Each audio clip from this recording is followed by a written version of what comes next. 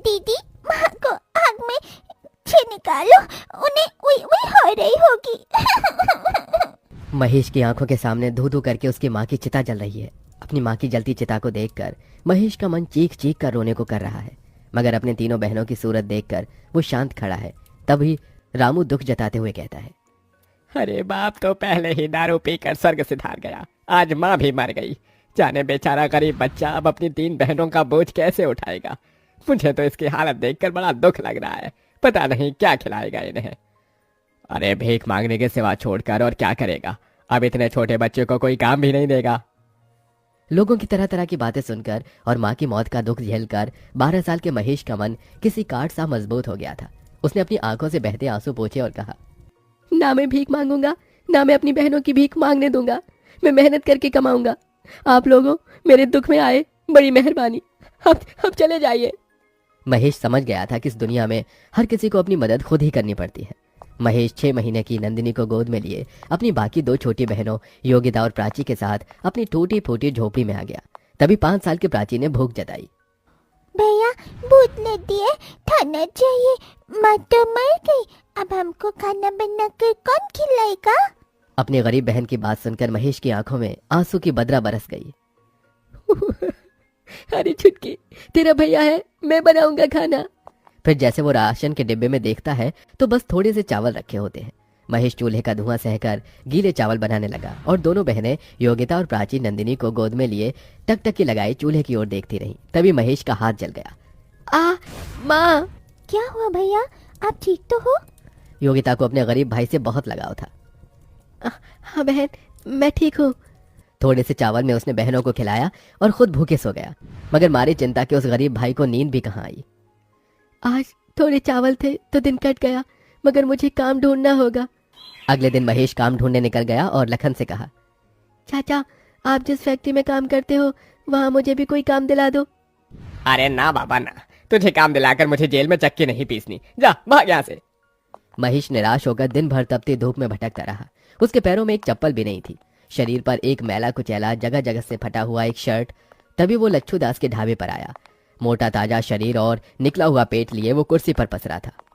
अरे जल्दी से ये प्लेट धो, ग्राहक खाने के लिए खड़े हैं। अरे ओ पप्पू, कहाँ गया तू? तभी महेश तबाक से बोला, सेठ जी मैं सारी प्लेट धो दूंगा, काम की बहुत जरूरत है मुझे, दया करके काम दे दीजिए।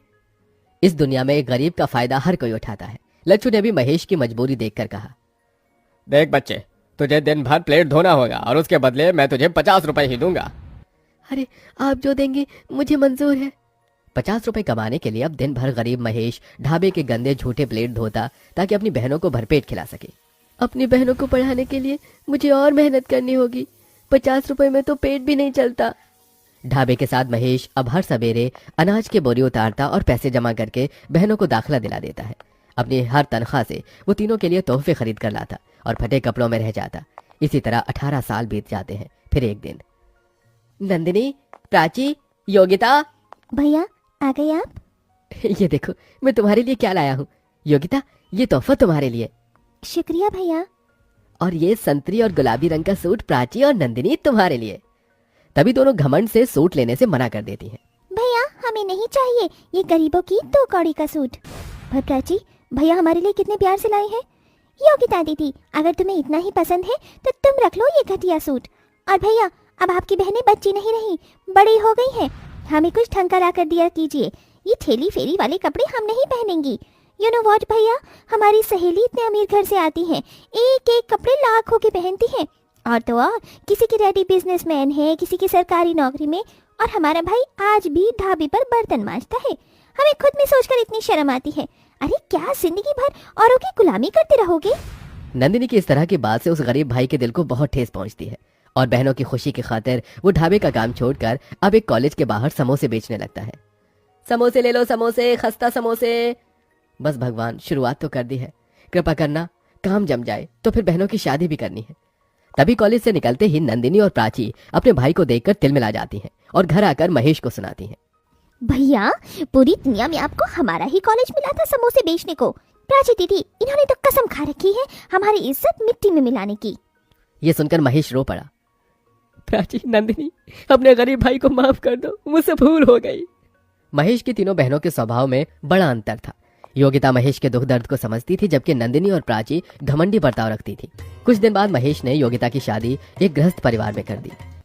देख माँ, आज इस गरीब भाई ने एक बहन का घर बसा दिया। योगिता भी खुश थी। वहीं प्राची और नंदिनी ने कहा, भैया आपको हमारे लिए रिश्ता देखने की कोई जरूरत नहीं, क्योंकि हमने अपना जीवन साथी चुन लिया है।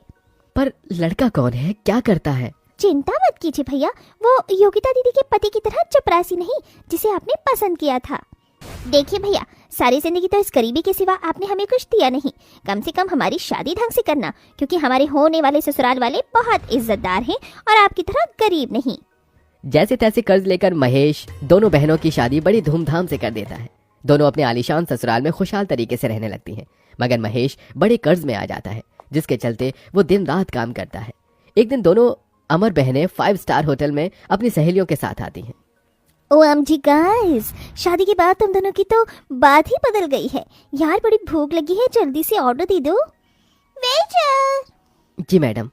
फिर जैसे ही दोनों अमीर बहनें गरीब भाई को वेटर के भेष में देखती हैं, तभी नीता कहती है, हे नंदिनी, इस वेटर की शक्ल तो तुम्हारे भाई से मिलती है।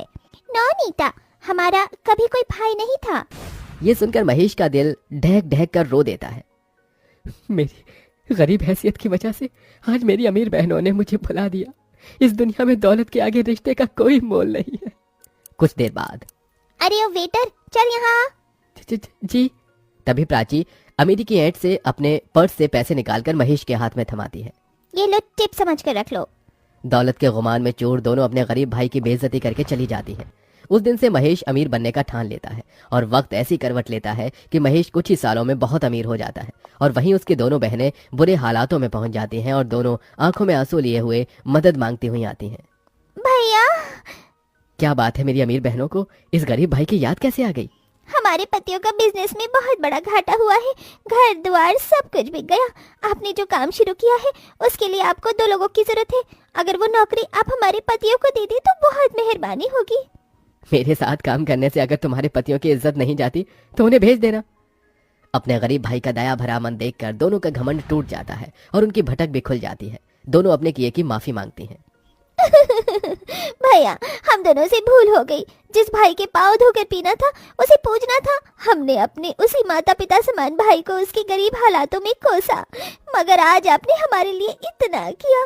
थैंक यू भैया। दोनों के आंसू देखकर आखिर बीती बातों को भूलकर महेश अपनी दोनों बहनों को गले लगा लेता है और धीरे धीरे स्थितियां ठीक हो जाती